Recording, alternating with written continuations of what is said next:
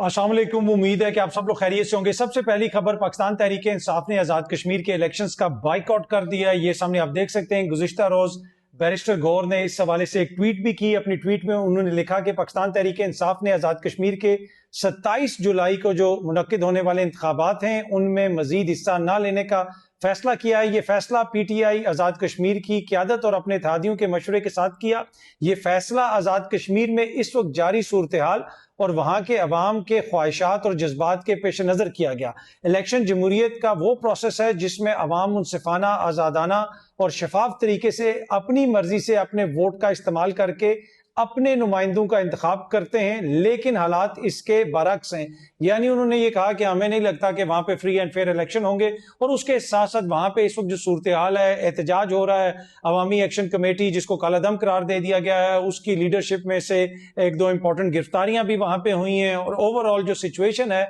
उसको मद्देनजर रखते हुए पाकिस्तान तहरीक इंसाफ ने यह फैसला किया है कि हम इन इलेक्शंस का हिस्सा नहीं बनेंगे। दूसरी जानिब शौकत मीर जो कालादम अवामी एक्शन कमेटी के एक इंपॉर्टेंट रुकन है, उनकी गिरफ्तारी की खबरें कुछ दिन से आ रही हैं, और अब उनकी गिरफ्तारी की जो वीडियो है वो सोशल मीडिया पर काफी ज्यादा वायरल हो चुकी है। ये सामने आप देख सकते हैं, वो वीडियो चल रही है। इस वीडियो के अंदर देखा जा सकता है कि शौकत मीर साहब को गिरफ्तार किया गया है, और काफी बड़ी तादाद में वहां पे कानून नाफिज करने वाले इदारे हैं। मैं चाहता हूं जरा छोटा सा ये क्लिप आप देखें कि जब उनको गिरफ्तार किया गया तो उस वक्त वो क्या कह रहे हैं, कानून नाफिज करने वाले इदारे क्या कह रहे हैं, और कैसे उनकी गिरफ्तारी हुई। जरा ये देखिएगा। तलाशी लो, तलाशी लो, इसकी तलाशी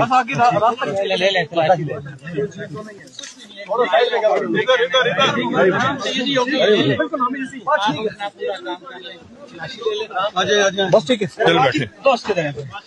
चलो बस और नहीं है। जी आपने देखा, ये उनकी गिरफ्तारी के मनाजिर हैं। अब मसला ये है कि आज़ाद कश्मीर के अंदर ये मसला तो अभी तक कायम है, और वहाँ पे एक सियासी हल की ज़रूरत है। बहुत सारी जो सियासी जमातें हैं वो ये कह रही हैं कि भाई इसका कोई ना कोई सियासी हल निकलना चाहिए, लेकिन वहाँ पे जो हुक्मरान जमात है वो पाकिस्तान पीपल्स पार्टी है, नून लीग वाले उनके इत्तेहादी हैं। तो ये इनकी जिम्मेदारी बनती है कि इस सारे मसले को अच्छे तरीके से हल किया जाए, और मजीद वहाँ पे ताकि किसी किस्म की, जिसे आप कह सकते हैं, बिगाड़ ना पैदा हो, सूरत हाल ज्यादा कॉम्प्लिकेटेड ना हो, कोई दुश्मन उसका फायदा उठाने की कोशिश ना करें। पर एनीवे शौकत मीर साहब की जो गिरफ्तारी है यकीनन ये एक इंपॉर्टेंट इवेंट है, और उनका ताल्लुक कालादम जॉइंट अवामी एक्शन कमेटी से है। एट द सेम टाइम जो 12 सीटों वाला मामला है उसके ऊपर तो बिल्कुल अब लगता है ऐसे है कि बहुत सारे जो लोग जिनका ताल्लुक आज़ाद कश्मीर से और मुख्तलिफ सियासी जमातों से है, वो इस चीज के ऊपर अब बरमला इस चीज का इजहार कर रहे हैं कि वो जो सीटें हैं उनका खात्मा जो है वो कोई नाजायज मुतालबा नहीं है, उस मुतालबे के ऊपर बातचीत होनी चाहिए। अब वो उन सीटों का क्या मैकेनिज्म हो, किस तरीके से उन सीटों को रखा जाए, क्या वो कोई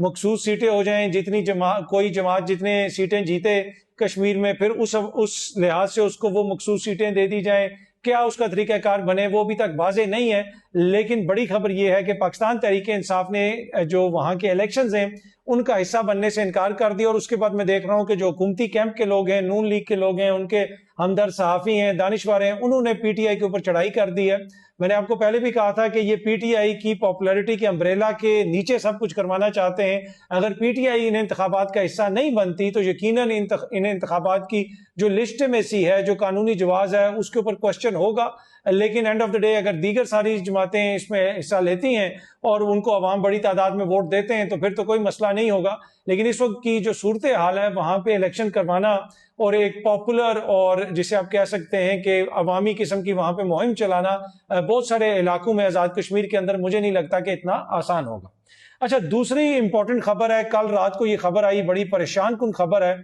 और खबर ये है कि कोई आला हुकूमती शख्सियत है, उसके रिश्तेदार ने गैर मुल्की ख्वातीन को अगवा किया,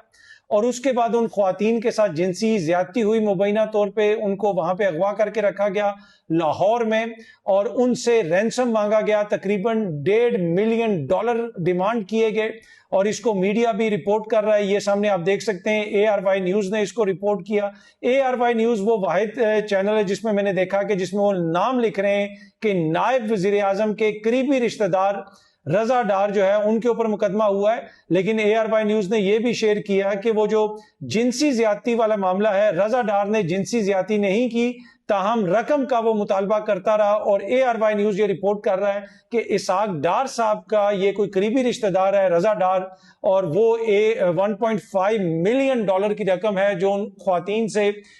مانگی گئی۔ اب اس کے حوالے سے اگر آپ دیکھیں جو میڈیا کے اندر رپورٹس آئی ہیں ان کے مطابق، ڈان نیوز کو بھی میں پڑھ رہا تھا کہ ان خواتین کی ملاقات کہیں پہ سنگاپور میں ان لوگوں سے ہوئی، اور ان لوگوں نے کوئی وہاں پہ انویسٹمنٹ وغیرہ کی، اور اس انویسٹمنٹ کے اوپر انہوں نے کوئی آگے سے ریٹرن دینا تھا۔ کہا یہ جا رہا ہے کہ یہ کوئی کرپٹو سے ریلیٹڈ چیز ہے، لیکن جب پولیس حتمی کوئی طور پہ فیصلہ کرے گی، تحقیقات سامنے آئیں گی، تو پھر ہی پتہ چلے گا۔ پولیس تو کسی شخصیت کا نام بھی نہیں لے رہی، لیکن یہ کہا جا رہا ہے، ڈان نیوز یہ رپورٹ کر رہا ہے کہ ایک اعلیٰ جو سیاسی شخصیت ہے اس کا کوئی رشتہ دار ہے۔ اگر میں تھوڑا سا آپ کو پڑھ کے سنا دوں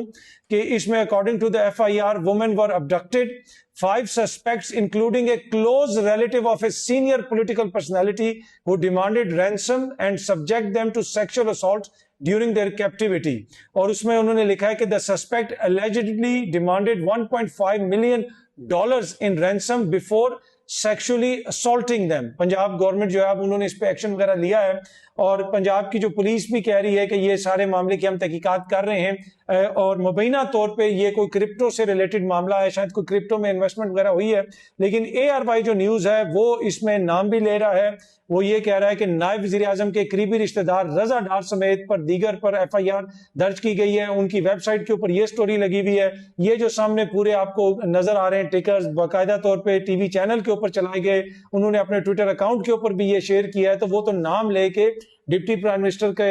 کا یعنی جو نائب وزیر اعظم کے عہدے کا نام لے کے کہہ رہے ہیں کہ ان کے کسی رشتہ دار کے اوپر یہ مقدمہ ہوا ہے، لیکن وہ بندہ جو ہے وہ جنسی زیادتی میں ملوث نہیں ہے، باقی لوگوں نے مبینہ طور پہ جنسی زیادتی کی ہے ان خواتین سے، اور یہ جو لوگ ہیں یہ سارے ان سے پیسے واپس لینا چاہتے تھے۔ پہلے یہ ان کے ساتھ گھومتے پھرتے رہے، اور پھر ان کی خواہش یہ تھی کہ جانے سے پہلے وہ پیسے دیں، کیونکہ وہ پیسے نہیں دے رہی تھی، مبینہ طور پہ کوئی انویسٹمنٹ وغیرہ ہوئی۔ اب یہ انویسٹمنٹ انہوں نے $1.5 ملین کہاں سے بھیجا،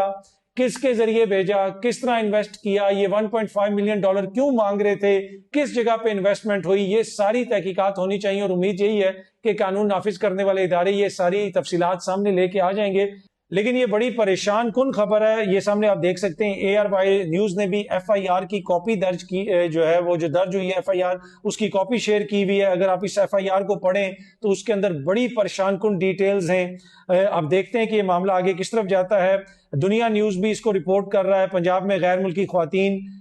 کو بلا کر اغوا کرنے کا انکشاف، ایک بڑی سیاسی شخصیت کے نواسے کے خلاف مقدمہ درج، ذرائع تو یہ وہ دنیا نیوز بھی اس کو رپورٹ کر رہا ہے، ARY بھی رپورٹ کر رہا ہے، ڈان بھی رپورٹ کر رہا ہے، اور ARY تو باقاعدہ عہدے کا نام لے رہا ہے کہ نائب وزیر اعظم یعنی اسحاق ڈار صاحب کے قریبی رشتہ دار کے اوپر یہ مقدمہ ہوا ہے، وہ جنسی زیادتی میں ملوث نہیں ہے۔ جو ARY کہہ رہا ہے وہ یہ کہہ رہا ہے کہ جناب وہ رینسم مانگنے یعنی ان کے اغوا اور ان سے جو مبینہ طور پہ تاوان جو ہے وہ ڈیمانڈ کرنے کے مبینہ جرم میں ملوث ہے۔ تو اب دیکھتے ہیں جناب کہ یہ معاملہ آگے کس طرف جاتا ہے۔ ابھی تک CCD کی کوئی خبر نہیں آئی ہے، اس لیے کہ جو ہی کوئی اس طرح کا واقعہ ہو تو فوراً پتہ چلتا ہے کہ CCD نے یہ کر دیا، CCD نے وہ کر دیا، CCD وہاں پہ جا رہی تھی تو ملزمان کے ساتھی آگے۔ ابھی تک اس میں CCD نے شاید تحقیقات شروع نہیں کی ہیں، تو اب دیکھتے ہیں کہ یہ مقدمہ بھی CCD کو دیا جاتا ہے تحقیقات کے لیے یا نہیں۔ جو بھی اس کی ڈیٹیلز ہوں گی، جو بھی اپڈیٹس آئیں گی، ہماری کوشش ہوگی کہ آپ کو بھی اپ ٹو ڈیٹ رکھا جائے۔ وزیر اعظم شہباز شریف صاحب جناب 3 جولائی سے 5 جولائی تک جو رہبر اعلیٰ ہیں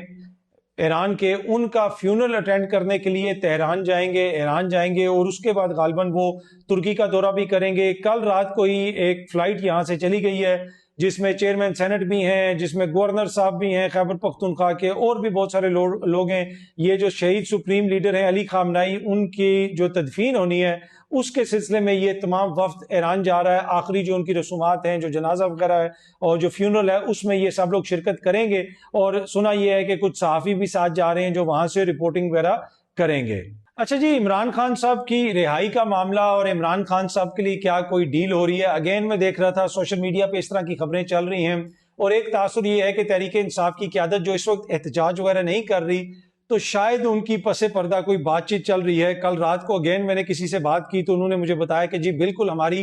بات چیت چل رہی ہے, اور جس طرح کے ایونٹس ہو رہے ہیں اس سے تاثر یہ مل رہا ہے کہ حکومت کے لیے کوئی اتنی آسانیاں نہیں ہیں. پہلے پنجاب کے اندر جو سکول گرنے اور ایک ٹیوشن سینٹر کی چھت گری, اس کے بعد جس قسم کی میڈیا کوریج ہوئی, ویسے اتنی کوئی زیادہ میڈیا کوریج نہیں ہوتی تھی. اور پھر اب یہ جو ایک اور بدقسمت واقعہ پیش آیا, اس میں اعلیٰ سیاسی شخصیت کے عہدے کا نام لے دینا ایک چینل کی جانب سے, اور اس کے اوپر بھی جس طرح رپورٹنگ ہو رہی ہے, اس سے جو حکومت کے مخالفین ہیں وہ پی ٹی آئی والے یہ تاثر لے رہے ہیں کہ شاید حکومت کے معاملات کو اتنے درست نہیں رہے, اس لیے کہ پہلے تو اس طرح کی چیزیں جو ہیں وہ اتنی زیادہ اس طرح میڈیا رپورٹ نہیں کرتا تھا, بلکہ ہم پہ تنقید کر رہے تھے. کل میری کسی سے بات ہو رہی تھی, انہوں نے کہا جی آپ میڈیا یہ نہیں کرتا, میڈیا وہ نہیں کرتا. میں نے کہا جی میڈیا سے تو کوئی بھی خوش نہیں رہتا ہے, پر انہوں نے کہا جی دیکھیں آپ کس طریقے سے جو ہے لاہور میں چھت گرا ہے تو میڈیا نے اتنی لمبی کوریج کی, پھر اس چیز کی اتنی لمبی کوریج کی. اب یہ جو کیس ہے اس کے اندر بھی میڈیا اس طرح کوریج کر رہا ہے, عہدے کا نام لے رہا ہے, بتا رہا ہے جناب یہ اس قسم کا کیس ہے,